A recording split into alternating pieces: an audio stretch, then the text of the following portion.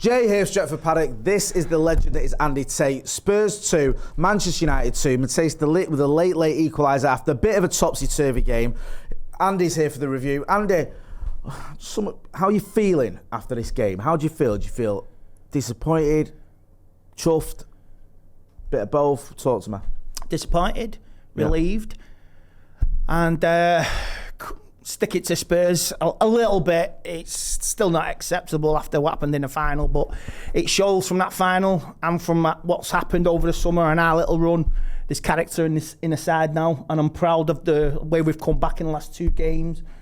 People will go after certain players from the media and go, we lost injuries today, and that's cost us them 2 goals, but I'll get to that at the end.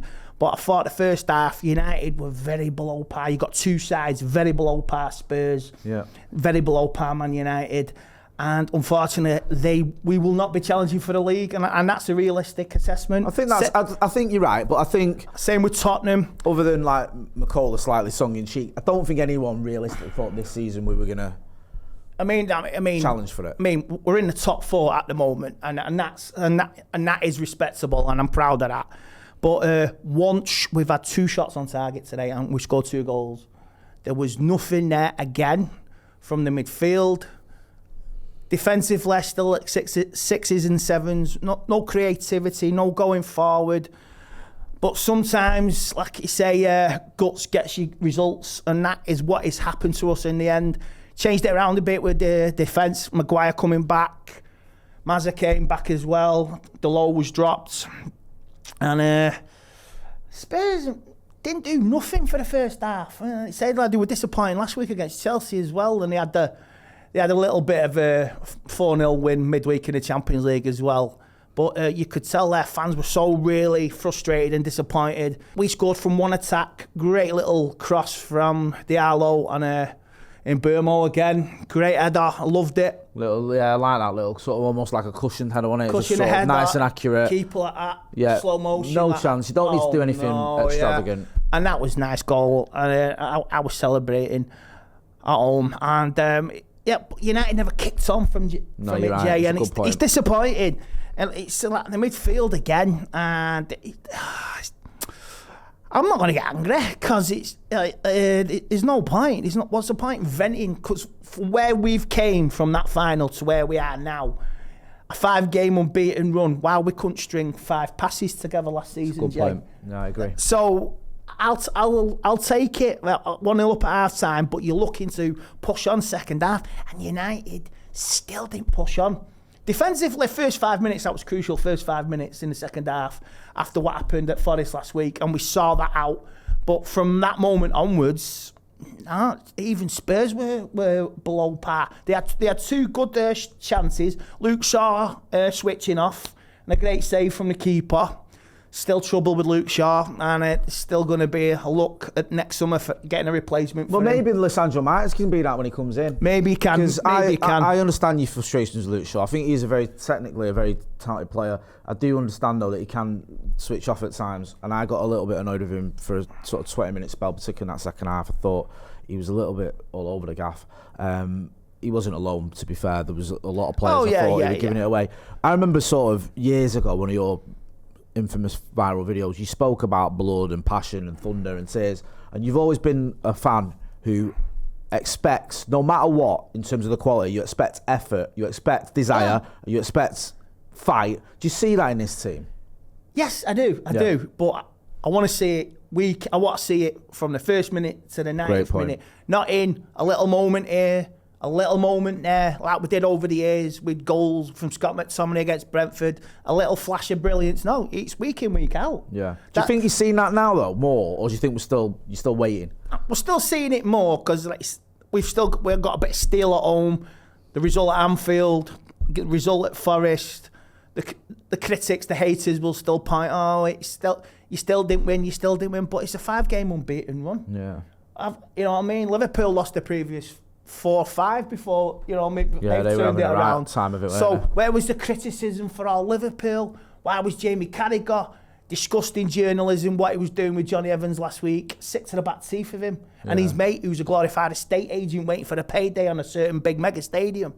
So that's all I've got to say on them two, with the criticism of Sesko last week. What did you make of Sesko today? Because he's been getting a bit of stick. Obviously, he had a decent chance today, to be fair. He's got injured as well. So, I mean, let's not sugarcoat it, regardless of the wider context. Today was an afternoon for him to forget because he's missed the chance and got injured. But what did you make of him? What do you think around Sesko in general and today? I like him because you say in the games previously, he's been interactive with our goals. He scored a couple and he's played parts in setting our goals up. If you look back at the Brighton game, so I ain't got a problem. And for the record, he's 74 million, not 80 million. The people rounding up. Yeah, people round it up. If £6 million has gone missing, where's it gone? Please tell me. It's still 40 million less than Isak or or Florian Wirtz, who've not set the world alight since they've been in the. I will say this. I mean, I was extremely proud of the lads this week of Joel and Steve defending Sesko and United's system to push back the critics. I took great enjoyment in watching them this week, and the lads are right. It's the haters that they will pile on you even if you're doing well. Yeah. And I'm sick. All right, today we didn't win, and we got a point. The 2 goals, one was a deflection. The keeper couldn't do anything. It came off the late, and the second one, another deflection. Ugarte too quick, played him on. Richardson just got a flick, 2-1. But the resilience to get a corner, and we had 10 men. Let's not forget that because we lost Sesko. 10 men, corner. And Tottenham, Spurs are still Spurs.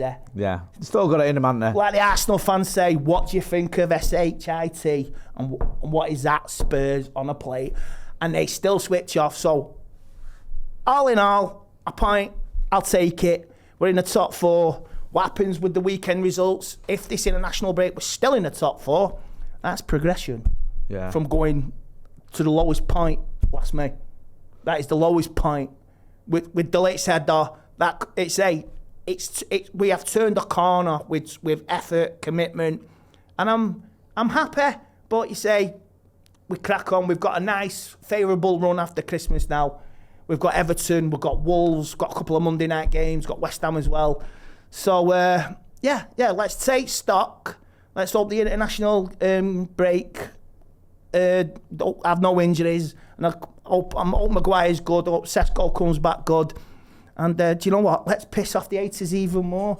Because the more this run goes on, the more we'll piss them off. No, I agree, and I think some of the... Listen, you can be critical of United. I don't think there's nothing wrong with that. We've lost matches this season. We've not exactly, set the world alight consistently. I understand. I've criticised United at times, but I do think, as you keep pointing out, some of the haters have been well OTT, and I like the fact that you're willing to push back on it, and rightly so.